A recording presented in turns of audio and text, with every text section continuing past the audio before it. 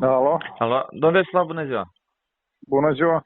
Mie îmi spune Cristian Jardan, vă sun de la Ziarul de Gardă. Da, vă ascult.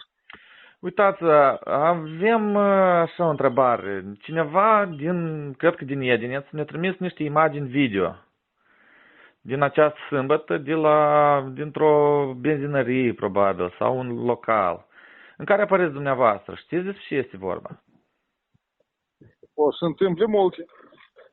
Da, acolo dumneavoastră apăreți în niște imagini în care loviți o altă persoană despre care se spune că e un subordonat de-a dumneavoastră. Da, nu e corect asta.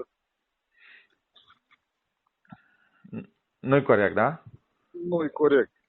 Se spune că a fost... Este la dumnealui, puteți să-l întrebați pe dumnealui. Noi nu știm cine. Persoana care ne-a trimis video ne-a spus că este un subordonat de-a dumneavoastră. Din ce se aude, se spune că ați crescut împreună, el spune. Asta e... Știți cum este? Nu știu, eu de asta vă întreb. Eu v-am lămurit dumneavoastră. Și acum s-a ocupat, n-am... Da, acolo se mai spune că din cauza alegerilor v-ați fi certat.